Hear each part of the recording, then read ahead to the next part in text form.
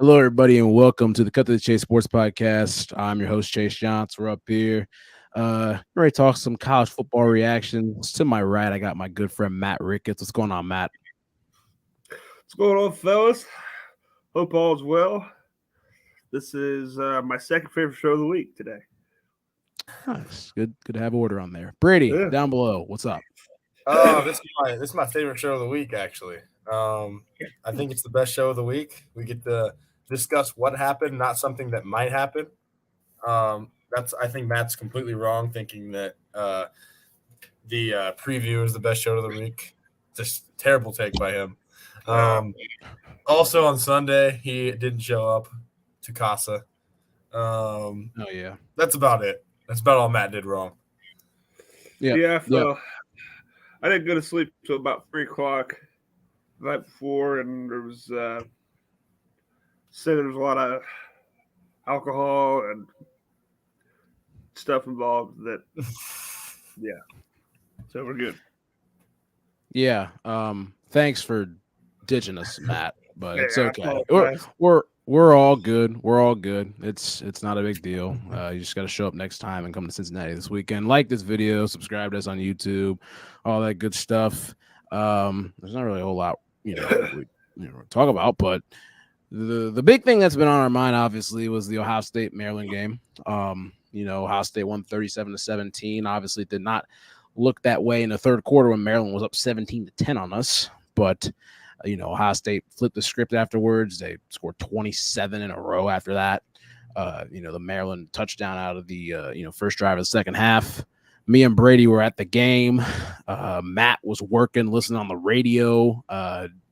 Matt, from stuff that you heard before me and Brady talk about what we saw, what were your initial thoughts and everything coming after the game? Well, I just think we came out a little flat, just struggling to get into a rhythm. Offensively, for sure. Defense, obviously, had the defensive touchdown in the first half to kind of get us some momentum. We felt a lot better when we score on defense like that, just because you just got a feeling our offense will break through at some point. So, obviously, in the second half, came out and we kind of just poured it on them. It was kind of just like one thing after another, touchdown, boom, here comes another one here. You know what I mean? It was kind of like an avalanche. Once we got started, it started coming down pretty good. So I think it was a horrible first half offensively. I went back and watched a little bit of the first, most of the first quarter. I think we had three and outs maybe in the first quarter. Or no. We got a couple first downs our second drive, but then we ended up stalling out. So we had to punt the ball 3 times in the first quarter, which is never good.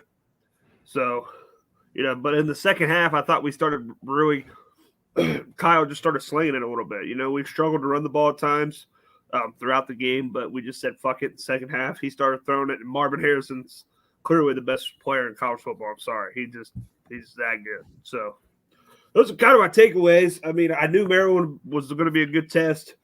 I will say that our defense – I think they held Talia under 200 yards to passing. I mean, he had like a 66 or 67 QBR. Defensively, I thought we played. I mean, against one of the best offenses in the Big Ten, probably one of the better offenses in college football, and probably top 10, 15-ish. I thought we played pretty well. So I was pretty pleased with the defensive side of the ball. Second half, offense showed me some things, but we got to be able to come out and start faster on offense against good teams moving forward. Matt seems a little more patient in this whole process. Brady, maybe not as patient. Brady, give us your thoughts. It's not that I'm not patient. It's not. It makes sense what you said. It's that the things that we're doing wrong are that at the quarterback position are not like fixable things. Where Kyle, in high school, obviously he was rated as a 5-star by some services. That is ridiculous. He doesn't have a trait that's 5-star level, I guess you could say. And it's just disappointing that his arm is clearly weak. I think we can all agree that he doesn't have a very strong arm. And he misses 2 deep balls, wide open, both walk-in touchdowns, underthrows, and has to rely on the receiver to catch the ball. The first one to Marv, he patted the ball 4 times. And before he threw it, if he would have just thrown it at the beginning when he broke free, easy 90-yard touchdown. next one to Julian Fleming. That was the one that was the most alarming. I mean, that was horrible. All you got to do, it was like a 30-yard throw, wide open, lead him in the end zone. If I was Julian, I would not be very happy with him there. That's the things that aren't fixable. Now, the things that are fixable are the play calling, because I do think we have the weapons to move this offense. We clearly do. Probably the best set of weapons in the country. If we can just get in a rhythm, which we haven't done all year, we haven't had a rhythm of play calling where I'm like, that was a really good executed drive. There has been good play calls, like the Julian Fleming should have been touchdown was a good play call, just a horrible throw from Kyle. And you saw Ryan absolutely ripping into Kyle multiple times during the game. And the offensive line play was even Joel Klatt said it was egregiously bad. And he said he likes to keep it optimistic, but he said he doesn't like what he saw there. And, neither do I. So that's bad to see. But the bright side, the defense played good, especially when they got into a rhythm. They weren't good the first couple drives. They were allowing some drives. The first touchdown was more on the offense, but then the defense settled in, made plays for us, really kept us in the game, and allowed our offense to start scoring points. Especially when when we throw the ball downfield, that's what we're at when we're at our best. But we need our quarterback to play better. Point blank. Period. He's just not. He's not playing like an Ohio State level quarterback, and that's got to change quickly before we get into the stretch of Penn State, even on the road at Wisconsin, then obviously November 25th against Michigan. So there's good things, but our run game needs to get better for sure, and our defense was good. Good to see Josh Proctor out there flying around. Yeah, that's about it. It was overall it was just a weird game. I mean, like, you're talking about stuff on the field. You talk about the 3 and out, and then we do a fake punt, and it gives Maryland, position right then and there to just get a quick score and everything. Obviously, the offense did pick it up later on in the game, and they were able to get things going in the second half. I noticed a couple other things in general. Like, this had nothing to do with the game itself, but it kind of did. Me and Brady were with each other at the game on Saturday, and it was, sunny, then it was cloudy, then it was rainy, then it was sunny, then it was cloudy. This is like a weird process of things that kept going on, and it seemed as though whenever Maryland had the ball in the second half, it started raining. It was definitely to our favor. It definitely was to our favor, without a doubt. And it was just like, when we needed it, I'm not saying obviously like the weather, was the reason or anything like that, but like it was to our favor at times. Obviously when Talia threw a big interception in the second half, the rain started coming down once their drive started. They kind of got a little bit of movement, but then, that was a big play on third down. I believe, was it Lathan Ransom had the interception on that? On the second interception. Josh Proctor had the pick 6, but, just something that I picked up on there. We averaged 1.9 yards a carry on Saturday, 33 attempts, 62 yards rushing. Some of that might have been, some stuff that Kyle had. I'm not too sure. How they just statted some of that stuff. Another thing with Kyle McCord that I, noticed, and I thought, he got more comfortable in the second half. Some of the play calls were good in the second half, and they were able to get to some of the things that he liked, and he was throwing the ball better. But if we want to evolve as a team when it comes to this, man, his pocket awareness is ridiculously horrific. It's the worst I've ever seen from an Ohio State. It's pretty bad. It's like, I don't even need him to be great, just have good pocket awareness. Just kind of, obviously he's gonna pick some of that stuff up more as he gets more reps and plays in more games. Because that was his 7th career start, I believe, like 6th. Okay, yeah. So yeah. So I mean, some of that stuff's going to pick up, more and more pocket awareness and everything. But when a play breaks down on a 3rd and 7 and you got to go pick up 7 or 8 yards, keep a drive going. I mean, we got to see more of that. And there's going to be more opportunities that come up as, we keep going through more of these games.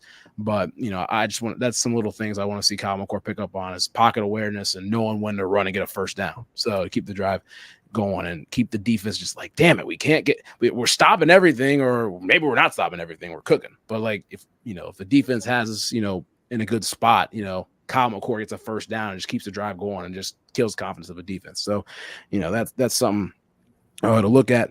And one more thing, We had 10 penalties on Saturday. 10. Penalties were really bad. 10. Were bad. Yeah, a lot of offensive penalties. Holdings and I think we had a couple false. We got to starts. get right week this week. We can't play. Whenever we play with tempo, we always get false starts every single time. We have issues with it. We gotta fix that for sure. Yeah, But exactly. I think the problem is there's times when we play pretty good with tempo. You know what I mean? Like against Notre Dame, when we had to go fast. Yeah, it's the right way to go. We just got to not false start.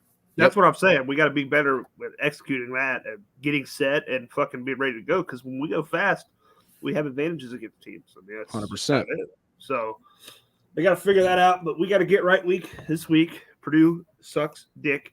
So we should be able to come out and just get right, get all of our guys healthy, and we're coming home for a big one in the Horseshoe at high noon against the Penn State Nittany Lions, and we are going to beat their ass. Fuck them.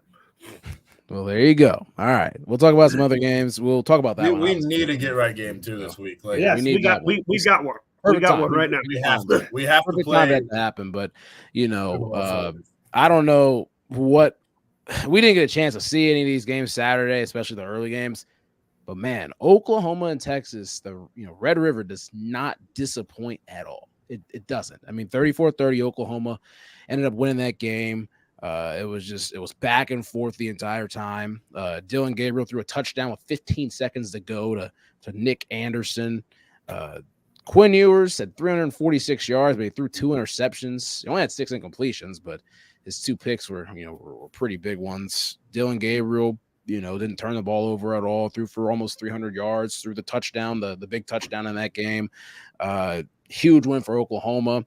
Texas falls back. I mean, those two teams are probably going to see each other in the Big 12 championship. So, if both teams keep their course and continue to win those games, I mean, there's a good chance that the winner of that game is going to go into the college football playoff going forward.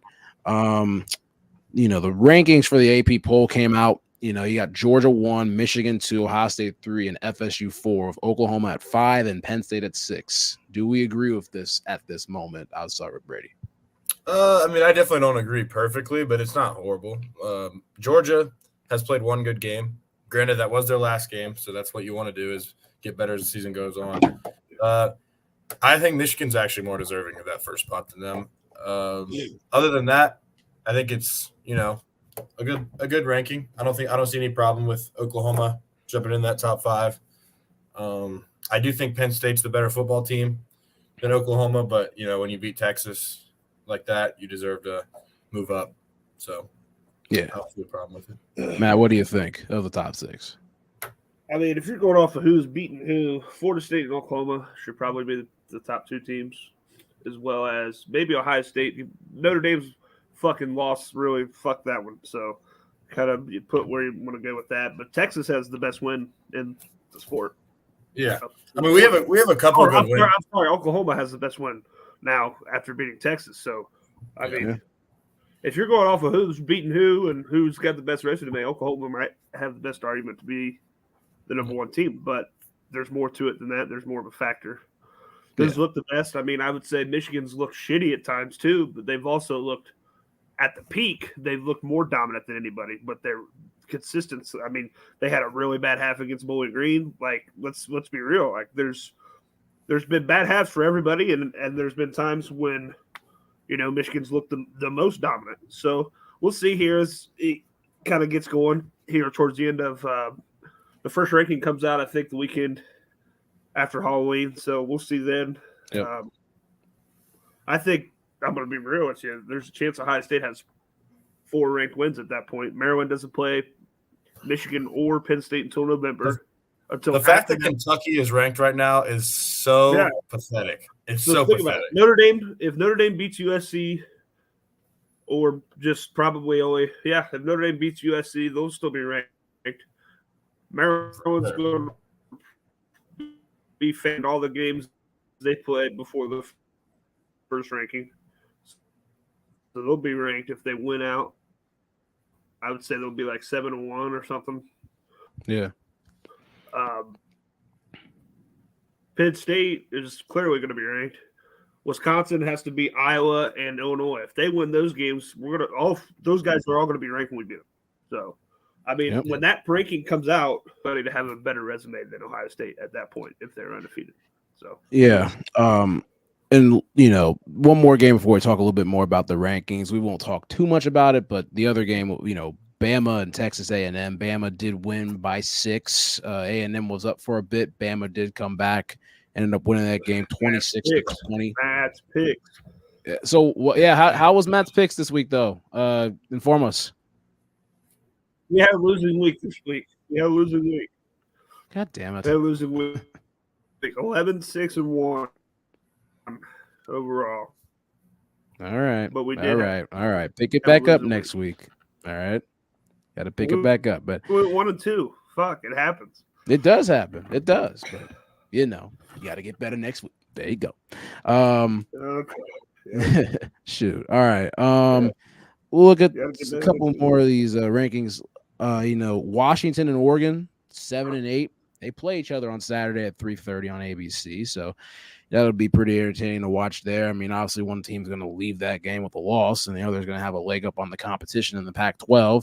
I mean, you get to November, late October, early November, you're going to start seeing all these Pac-12 teams beat up on each other. There's going to be a lot of, undefeated teams playing one-loss teams, vice versa.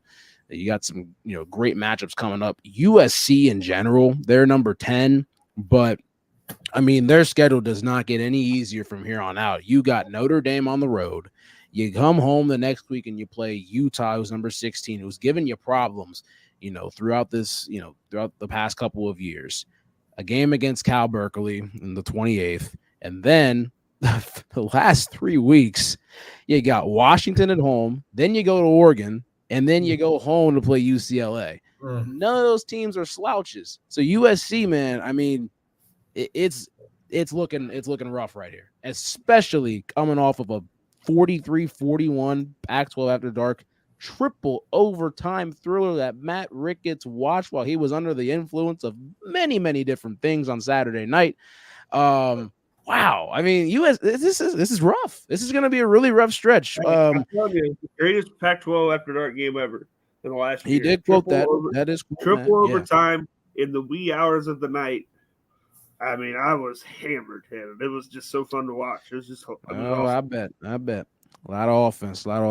But yeah, I'll say this. So I already went through the schedule of at Notre Dame versus Utah at Cal, versus Washington at Oregon, and then versus UCLA. How many games does USC win down the stretch out of the last 6? What is their record going in? I think they might go I think they go 4-2. I think they lose 2 games. Yeah, I think they go 2. They're the underdogs against Notre Dame. The line came out at -2.5 Notre Dame favorite. So, all right. I think it's I think they're catching Notre Dame at the best time. They're just. I mean, Notre Dame. Yeah, Notre Dame's schedule is brutal the past 4 weeks. Brutal. Mentally exhausted. Notre Dame has to be I mean, how many more? Yeah. This a good thing. This is their last one. It's a rivalry game. I don't know, but home game. I'm gonna catch a feel for that game later in the week. But I mean, yeah, it'll be interesting. Gauntlet right now. Before we get on out of here, we'll do one parting shot. Give me one team. Obviously, the rankings haven't come out yet for the college football playoff in November and all that. And then you guys are gonna be like, "Oh, it's too early to tell." Blah blah. Someone call a shot right now. A team that's just gonna emerge into that top 5 or top 4 discussion when we get, past week 12, week 13. Who's a team that's just going to emerge and just be like, we did not see that shit coming? Who's it going to be? I think there is a team that I have in mind. I would say I believe there's going to be a really good chance that North Carolina is in the ACC championship playing for a chance to go to the playoff. I think it might be It's going to be an ACC team because Florida State, North Carolina, and Louisville, none of them play each other, which is a joke. None of them play each other, so I'm going to go with either North Carolina or Louisville. North Carolina plays Miami this week. Huh? Did you say North Carolina plays Miami this week? I didn't say anything about Miami. Oh, I thought you. I'm sorry. I thought you said. Oh yeah. No, I'm saying North No, Carolina so losing. North Carolina is at home against Miami this week. They got shitty Virginia, shitty Georgia Tech, SCS school. They have Duke and Clemson. If they could beat Duke and Clemson, or if they only lose one of those games, because they don't play Florida State, and they're playing Florida State, there's a chance they're playing for a chance to go to the playoff. So, I mean, legitimately. So I would say if there's a team that's going to emerge, North Carolina's my team. I can see that. We can't hear you, Chase. We can't hear you. Shit. Can you hear me now? Yeah. All right. I don't know. My mic just decided to go mute. Could you imagine though if Drake May, obviously, like Brady has said it before, with Drake May, like he would prefer Drake May over Caleb Williams. Is that still true? Would you still say that? No. Probably not. Well, I'm not sure why Matt answered for me. I remember me and Brady have had talks before with Caleb Williams doing the weird stuff. He still does some of that. He I mean, does. I think I said so. I said I prefer Drake May. Did I say for the NFL or college? Because I know I had them swapped. NFL. I think NFL. NFL. I have Drake May. Okay. I can't remember. I can't remember what I said, but I would take Caleb Williams a little bit over Drake May, but it's not a big gap. Like, yeah, one of them throws a lot better from the pocket. That's Drake May. One of them's a lot better, on the move, and that's Caleb Williams. Just think about this. It would be, if the chance presented himself, if Drake May had an opportunity where he's undefeated and he walks into the ACC championship game, a top quarterback coming out next year, and he's got the chance to be like, we didn't have a whole lot of expectations this year at North Carolina. Everybody thought we were going to go 7-5, 8-4, and they walk out there and they somehow make the playoff. Yeah, like be pretty dope to see, because this is a year where college football is wide open. We don't know of any team right now. We really don't. I mean, like I said, Michigan's had shitty days and Michigan's been really good on other days. There's, inconsistent in between, but they play absolutely nobody. So you can't really gauge that. Georgia hasn't been as dominant as, they've been before, especially on defense or anything like that. Ohio State, we have, Kyle McCord. We don't know what the hell he is right now. And a lot of other teams in general, Florida State, we don't, I don't know. I feel like they're going to fall here soon, but that's, to be determined. But there's a lot of question marks in college football. There's going to be answers here soon. It might not be next week. It might not be actually, there's going to be some the week after with our game. But, can't wait to see how that goes. But we're going to talk, our week 7 preview coming up here on Wednesday night. So we cannot wait to go through that. Anybody got any parting shots before we get out of here? Hey, I think we're going to get after Drew Aller in a couple weeks. I don't think he's all that. Well, we will see. I'm excited to talk about that game, though. All right, I got 2 words. 2 words. All right. Fuck Purdue. Fuck Purdue. Beat Purdue. That's all that matters right here, right now. Yep. Beat Purdue and nope. Fuck that. Beat Purdue. Play good. Nope.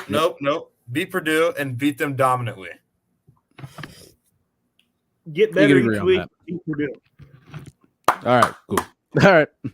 I think we'll do that. But for that being said, Brady King, Matt Ricketts, Chase Young. See you guys next time.